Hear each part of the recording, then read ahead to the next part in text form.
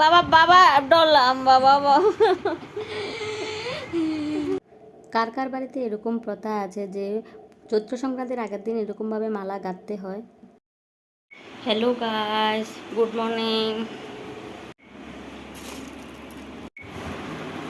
বাঙালিদের বাংলা মাস বাংলা বৎসর শেষ হয়ে যাবে, তো যখন শেষ হয় বাঙালিরা কিছু নিয়ম কানুন করে। তো নিয়মের ভিতরে কিছু ফুল বিশুদিন কিছু নিয়ম আছে, ফুল তুলতে হয়, ফুলের মালা গাঁথতে হয়, আবার সবজি কেনাকাটা করে এবং ছাতু গুড় এগুলি কিনেও আনে, যারা ঘরে পারে তারা ঘরে বানায়। পাশের ঘর থেকে তরমুজ দিল, আর তরমুজ একটু খেলাম, একটু বাচ্চার জন্য রাখলাম, একটু বরকে দিলাম। আর তারপরে রান্না করব, রান্না করে আমরা ভাত খেয়ে নেব।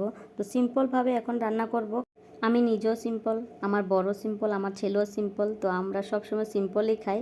আর বেগুন ভাজা দিয়ে এখন কিন্তু আমরা ভাত খেয়ে নেব। কালকের একটু সবজি আছে, ওই সবজি দিয়ে হয়ে যাবে। তো এখন রান্না করব না, আর এখনই বাসনগুলো ধুয়ে নেব। আর এদিকে বেগুন ভাজা করতে করতে এদিকে জল নিয়ে নিলাম আমাদের জন্য, ভাত খেয়ে নেব। আর এদিকে বাসনগুলো কিন্তু আমি ওয়াশ করে নেব, বেগুন ভাজা আস্তে আস্তে হয়ে যাবে এদিকে। আর খুব মনোযোগ সহকারে বেগুন ভাজা করছি, শুধু বেগুন ভাজাই হবে এখন, তাই পুড়ে যদি যায় তাহলে এগুলো দিয়ে খেতে পারবো না। আর গতকালকের একটু সবজি আছে, ওগুলো দিয়ে খাবো। তো মনোযোগ সহকারে বেগুন ভাজা করছি। আর এদিকে বর বসে গেছে ভাত খাওয়ার জন্য, তো জল নিয়ে নিলাম, ভাত বেড়ে নিলাম, আমরা বসে যাব খাওয়ার জন্য। আর আগামী দিনের সবজিগুলো ফ্রিজে রাখলাম, মনে হচ্ছে যেন খারাপ হয়ে গেছে, তারপরে শুধু বেগুন ভাজা দিয়ে ভাত খাবো। আমরা খুব সিম্পল আর খুব সিম্পলভাবে থাকি। তো আমাদের মতন কে কে বেগুন ভাজা বা আলু ভাজা বা ডিম অমলেট একটা জিনিস দিয়ে তোমরা ভাত খেয়ে নিতে পারো। কেউ কেউ ঘরেতে অনেক সবজি নিয়ে তাল ঝাল করে, আমাদের ঘরে কিন্তু তাল ঝাল করে না, কিন্তু যখন যেটা থাকে ওটা দিয়ে খেয়ে নেয়। যদি সবজি রান্না করা থাকে তো রান্না সবজি দিয়ে খাবার, যদি রান্না করা সবজিও না থাকে তাহলে আলু ভাজা বেগুন ভাজা ডিম অমলেট যেটা দিই ওটা দিয়ে খেয়ে নেয়। তো ওর যেমন সিম্পল আমিও ঠিক তেমনই সিম্পল। সবজি যদি অনেক কিছু রান্না করি কিন্তু তারপরেও সবজি কম খায়, আমাদের ঘরে কিন্তু সবজি নিয়ে তো বাছাবাছি নেই। আর আজকে তো এদিকে ফুল বিশু উপলক্ষে কিন্তু ফুল উঠাবে, ফুলের মালা কাটবে। আর চৈত্র সংক্রান্তি উপলক্ষে যে পাঁচন রান্না করে, পাঁচনের সবজি কিন্তু আজকে বাজার হয়ে গেছে। সবারই মোটামুটি বাজার আজকে করে নেয়, তো আমার বাজারও আজকে হয়ে গেছে। আর 108 রকমের সবজি দিয়ে কিন্তু পাঁচন রান্না করতে হয়। তো 108 রকমের সবজি মিলাচ্ছি, গুনে গুনে বের করছি ব্যাগ থেকে কত পদ এনেছে। আবার অনেকে বলে পাঁচনে নাকি বেগুন দিতে নেই, তো বেগুন ছাড়া কিন্তু 108 রকমের মিলাবে। আর তোমরা 108 রকমের সবজি বাজারে নাও পেতে পারো। তোমার আশেপাশে লতা পাতা গাছ ঘাসপালা যত কিছু আছে সব কিছুর থেকে একটু একটু একটু একটু করে নিয়ে কিন্তু তুমি 108 রকমের মিলাবে। তো আমি আমার বরকে বললাম যে তুমি এনেছো 11টা আইটেম, আরও বাকি আছে। তো বললো ঠিক আছে, এখন ডিউটিতে যাচ্ছি, ডিউটি থেকে আসার সময় যেগুলি বাকি থাকবে এগুলি নিয়ে আসবো। আর এদিকে সংক্রান্তি উপলক্ষে ধোয়াধাই হয় সবার ঘরে, তো আমিও ধুয়েছি কাপড় চোপড় সব কিছু। তারপরে আমি ঘরগুলোকে সুন্দর করে গুছিয়ে নিলাম। আর এ দেখো আমার ঘর গোছানো হয়ে গেছে, এখন রান্না করব। দুপুরে যেটা রান্না করব বললাম যে টমেটো চাটনি করব, আর ডাটা দিয়ে আলু দিয়ে সিমের বিচি দিয়ে রান্না করব। যেহেতু ফুল বিশু তো আজকে কোনো আমিষ করব না, নিরামিষ করব।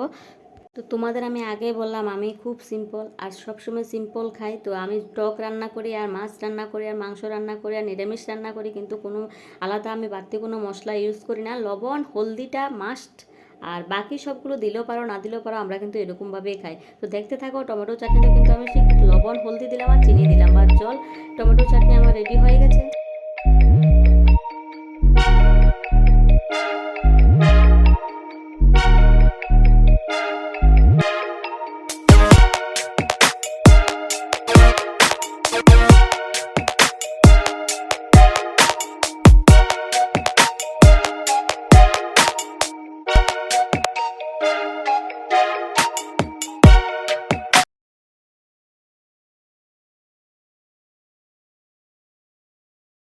দেখলে তো আমি খুব সিম্পলভাবে টক রান্না করে নিলাম।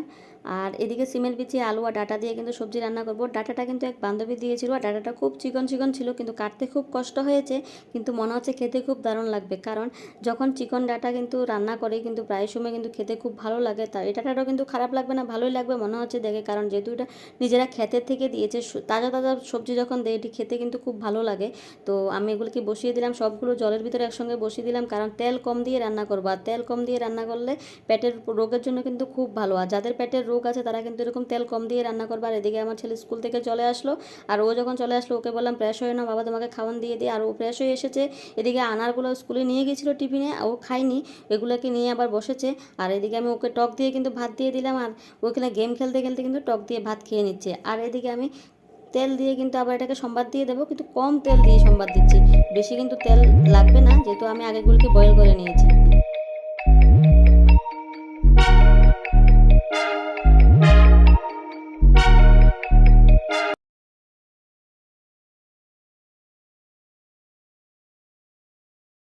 আর এদিকে আমার সবজি রেডি হয়ে গেছে। আর তোমরাও বাড়িতে কিন্তু কম তেলে কিন্তু সবজি এরকমভাবে বানাবে, ট্রাই করবে, খেয়ে দেখবে খুব স্বাদ লাগে আর বরেরও টাকা বাঁচবে।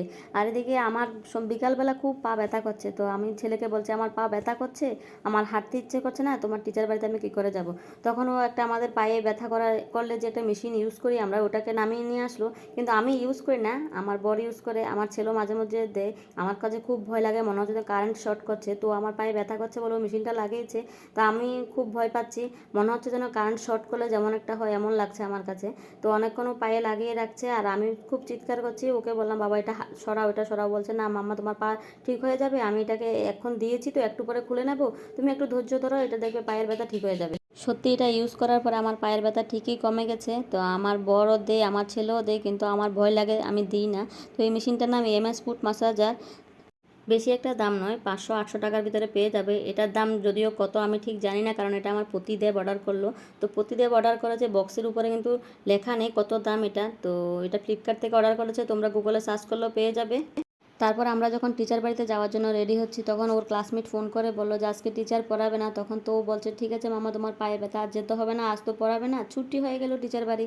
তারপর আমরা সন্ধ্যার সময় টিফিন খেতে বসলাম।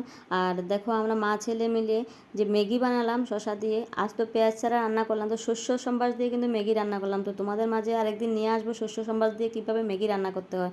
তারপরে ফুল বিশু বলে কথা, তো ফুলের মালা গাঁথতে হবে। তো ফুলের মালা নিয়ে বসলাম, ফুল গাঁথবো।